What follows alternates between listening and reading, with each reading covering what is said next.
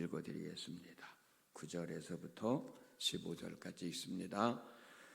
그러므로 너희는 이렇게 기도하라. 하늘에 계신 우리 아버지여, 이름이 거룩히 여김을 받으시오며 나라가 임하시오며 뜻이 하늘에서 이루어진 것 같이 땅에서도 이루어지리이다.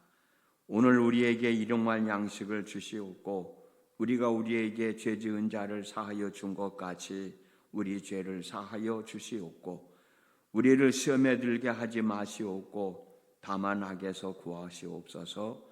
나라와 권세와 영광이 아버지께 영원히 있사옵나이다. 아멘. 너희가 사람의 잘못을 용서하면 너희 하늘 아버지께서도 너희 잘못을 용서하시려니와 너희가 사람의 잘못을 용서하지 아니하면 너희 아버지께서도 너희 잘못을 용서하지 아니하시리라. 아멘. 오늘도 새벽을 깨우고 때를 따라 돕는 은혜를 얻기 위하여 주님의 몸된 제잔을 찾으신 여러분들, 또 집에서 하나님 앞에 계신 분들, 하나님의 은혜가 함께 하셔서 복된 삶 살아갈 수 있기를 주님의 이름으로 축복합니다. 어제 나눴던 말씀 이어서 오늘도 말씀 나누려고 그러는데, 예수님이 이렇게 기도하라 라고 가르쳐 주신 기도 내용 속에서 첫 번째로는 우리가 기도하는 하나님이 도대체 누구냐, 하나님이 누구이길래 우리가 그 하나님 앞에 기도하고 있느냐라는 문제에 대해서 어제 말씀을 나눴고, 하나님의 이름이 거룩히 여김을 받아야 된다. 그래서 하나님의 이름이 망령되이 불려지지 않도록 우리 늘 기도해야 된다.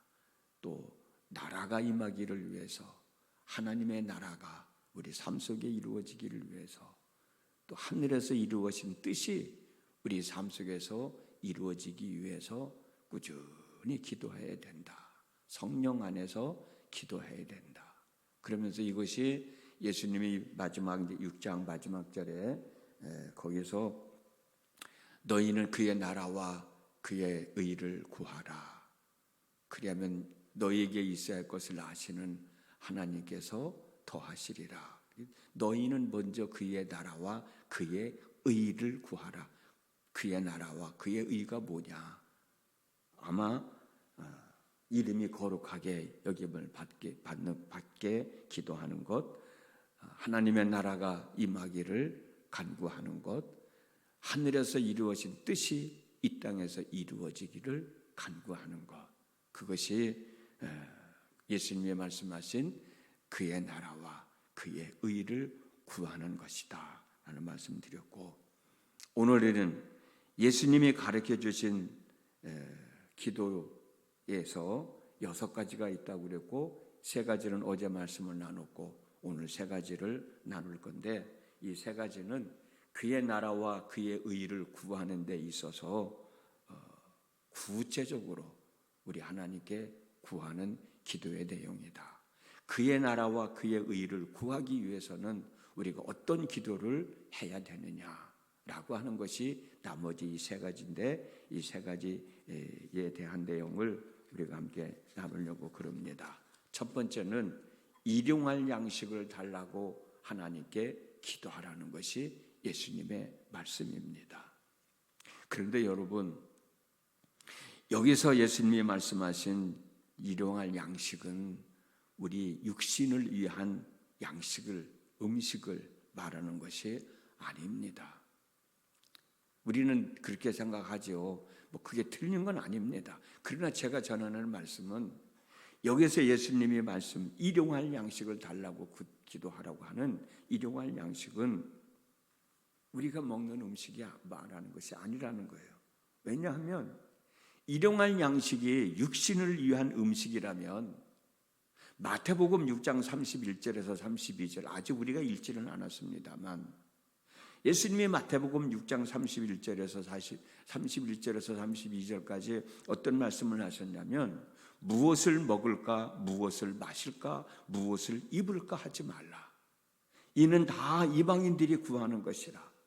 너희 하늘 아버지께서 이 모든 것이 너희에게 있어야 할 줄을 아시느니라.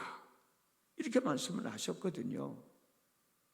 그러면 여기서 말하는 일용할 양식을 구하라고 예수님이 말씀하셨다면 6장 31에서 32절까지 무엇을 먹을까 염려하지 말라, 그거 구하지 말라라고 하는 말씀과 정면으로 모순이 되기 때문에 그래요. 하나님은 우리에게 있어야 할 것이 무엇인지 다 알고 계시는데, 다 알고 계신 하나님께 먹을 양식을 달라고 기도하는 것은 문맥상으로 맞지 않는다는 겁니다. 그러면 예수님이 구하라는 양식은 무엇을 의미하는 걸까?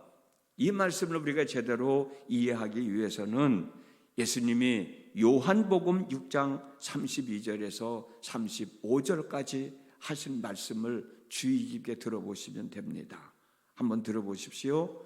예수께서 이르시되 내가 진실로 진실로 너희에게 이르노니 모세가 너희에게 하늘로부터 떡을 준 것이 아니라 내 아버지께서 너희에게 하늘로부터 참 떡을 주시나니 하나님의 떡은 하늘에서 내려 세상에 생명을 주는 것이니라. 그들이 이르되 주여 이 떡을 항상 우리에게 주소서. 예수께서 이르시되 나는 생명의 떡이니 내게 오는 자는 결코 줄이지 아니할 터이요 나를 믿는 자는 영원히 목마르지 아니하리라. 나는 생명의 떡이라는 거예요. 내게 오는 자는 결코 줄이지 아니할 터이요 나를 믿는 자는 영원히 목마르지 아니할 것이다 말이에요. 그렇습니다. 우리가 날마다 구하여야 할 양식은 우리가 먹을 떡이 아니라 예수님 자신이에요. 예수님이 내 삶 속에 오셔서 나와 함께 하시기를 구하라는 말씀입니다. 그리고 오늘이라는 말에 우리는 귀를 기울여야 됩니다. 오늘이라는 말은 그날을 말하는 거예요. 날마다 예수님을 구하라는 말씀이에요. 일용할 양식이라는 뜻은 항상 필요한 것이거든. 그 필요한 것을 날마다 그날 예수님이 내 삶 속에 임하셔서 내 삶을 다스려 주시고 내 삶을 인도해 주시고 그렇게 해달라고 기도하라는 내용이 일용할 양식을 구하라고 하는 뜻이라고 하는 것이죠. 오늘 우리에게 일용할 양식을 주시옵고라는 뜻은 예수님이 우리의 삶 속에 임하시기를 날마다 구하라는 말씀입니다. 내일로 미루지 말고 구하다 말다 기도하지 말다 그렇게 하지 말고 지금 여기서 지금 이 순간에 필요한 대로 구해야 된다고 하는 거예요. 그렇게 우리가 말씀을 이해할 수도 있지 않겠습니까? 그래서 저는 여러분들에게 여기 서서 몇 번 말씀드렸잖아요. 기도하다 말다 그러지 말자. 꾸준히 기도해야 된단 말이에요. 쉬지 말고 기도하라는 말씀도 있습니다만은 오늘 말씀을 보면 우리가 날마다 일용할 양식을 구해야 된단 말이에요. 그 일용할 양식이 뭐냐? 예수님이라.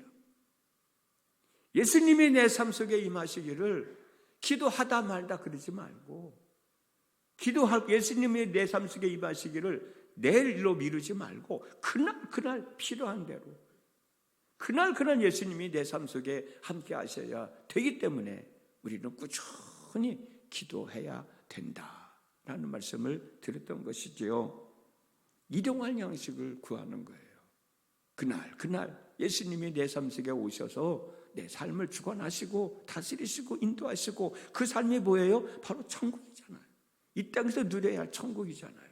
그곳에 누가 계세요? 하나님이 계시잖아요. 그 하나님이 누구예요? 우리의 아버지가 되시잖아요. 그의 나라와 그의 의를 이루기 위하여 구해야 할 것 세 가지 중에서 두 번째 뭐냐? 우리가 우리에게 죄 지은 자를 사하여 준 것까지 우리의 죄를 사하여 달라는 기도를 하라는 거예요. 죄 용서함을 구하는 기도지요. 그런데 여러분 여기서도 우리가 주의할 게 뭐냐? 우리가 누군가의 죄를 용서해 주었으니 그 대가로 내 죄를 용서해 달라는 뜻으로 이해해서는 안 되는 거예요. 우리가 우리에게 죄 지은 자를 사하여 준 것 같이 우리의 죄를 사하여 주십시오라고 하는 기도를 잘못 생각하면 내가 누군가의 잘못된 죄를 용서해 주었으니 그 대가로 내가 지은 죄를 용서해 주십시오라고 오해하면 안 된단 말이에요.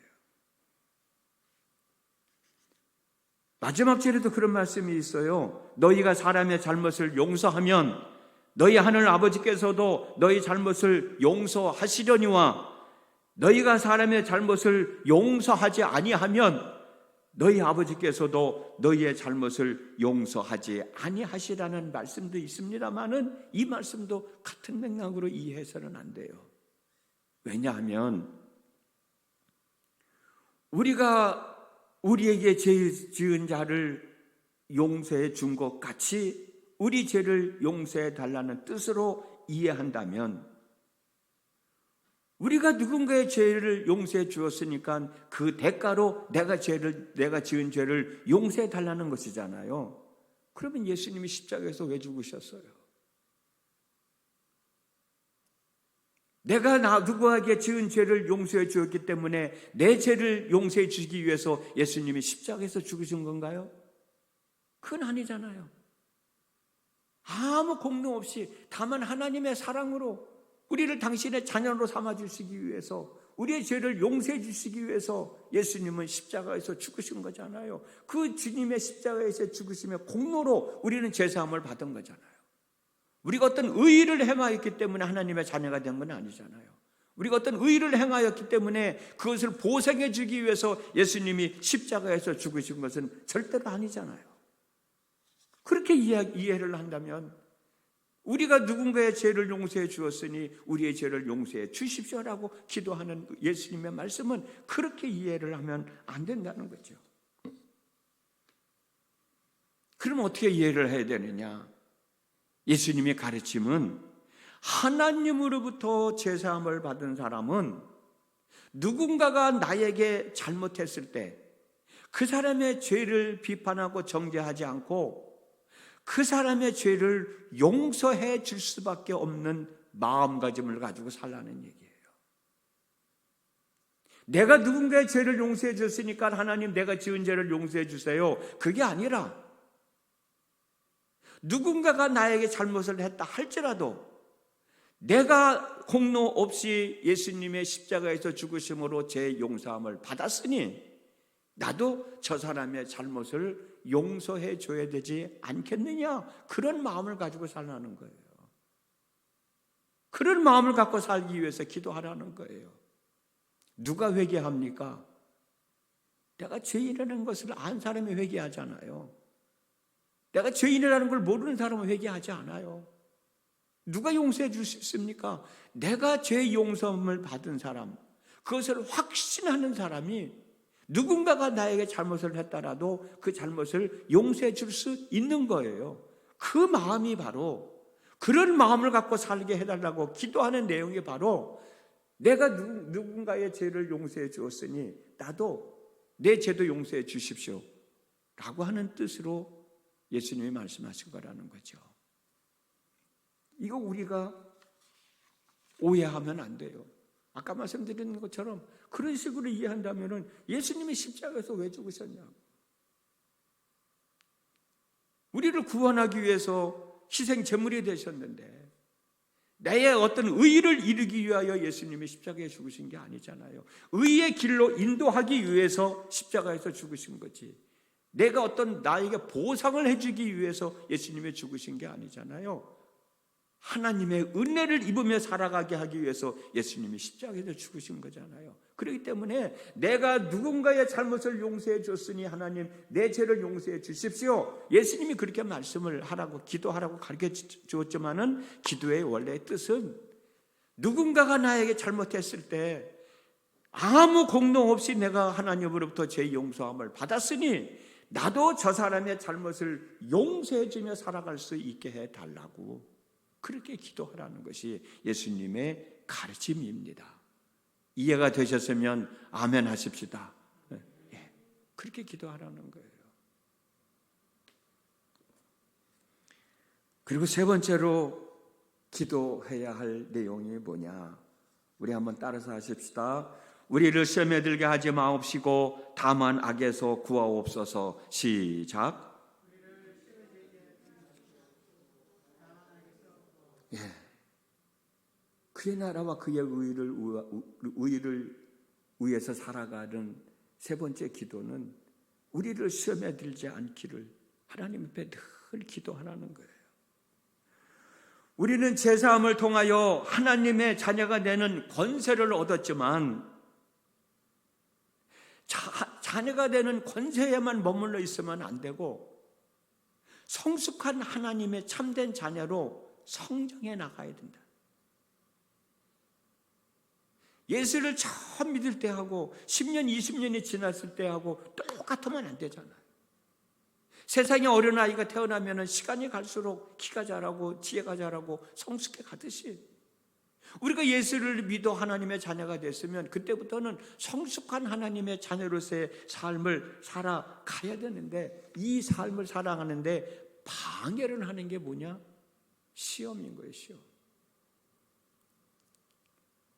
바울은 에베소서 4장 13절에서 이런 말씀을 하셨어요. 우리가 다 하나님의 아들을 믿는 것과 아는 일에 하나가 되어 온전한 사람을 이루어 그리스도의 장성한 분량이 충만한 데까지 이르르니 라고 말한 대로 성장해 가야 한다.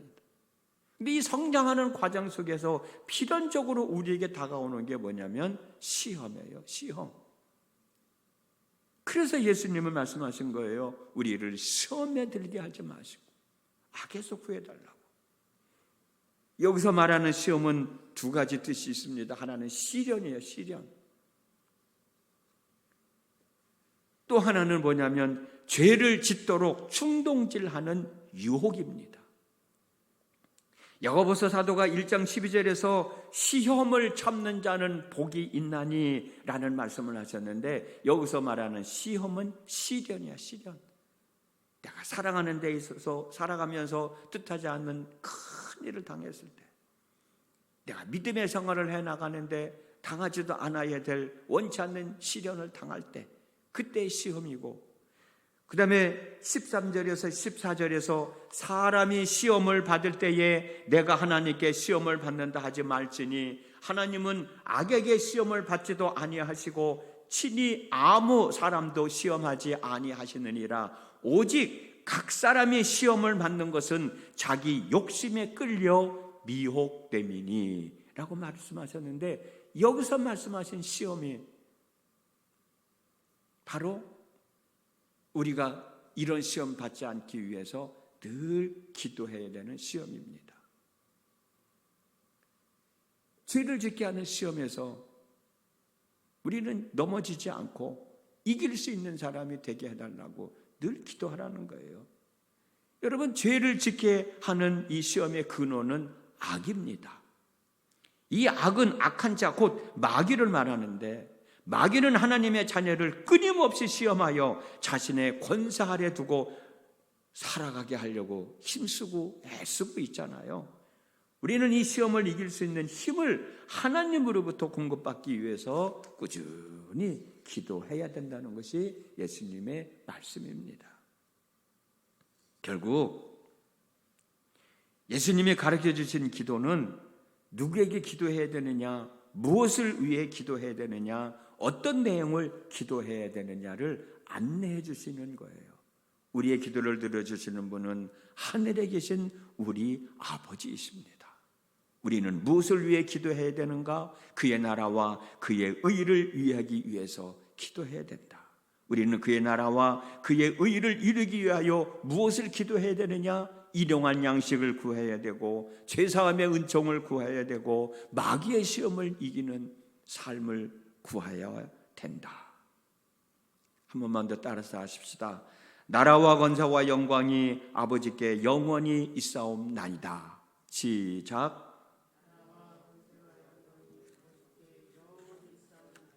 그렇습니다. 우리가 이 기도를 드릴 때 하나님의 나라가, 권세가 영원히 있게 된다는 거죠.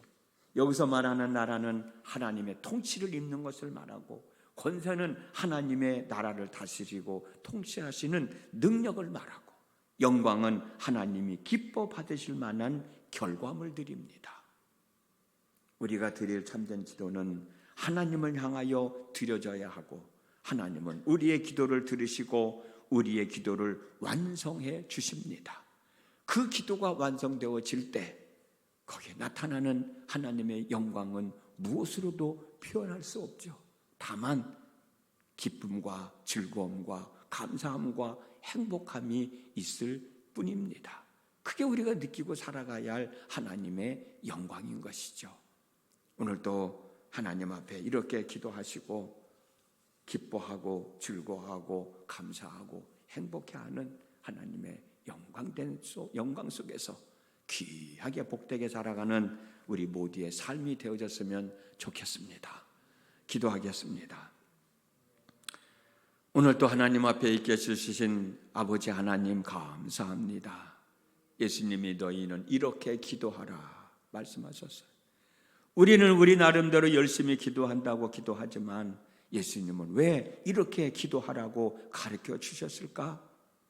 예수님이 원하는 기도를 하지 않기 때문에 이렇게 기도해야 된다고 가르쳐 주셨으니 그 말씀 나는 대로 마음에 새기고 우리가 주님의 기도를 할 때마다 그런 뜻이었구나, 그런 뜻이었구나 라고 생각하면서 예수님이 기도해 주신 내용 우리도 기도하며 하나님이 응답해 주신 속에서 하나님의 나라와 권세와 영광이 영원히 우리들 삶 속에서 하나님 나라에서 누리며 살아가는 삶이 되게 하여 주시옵소서. 예수님의 이름으로 기도드렸습니다. 아멘. 우리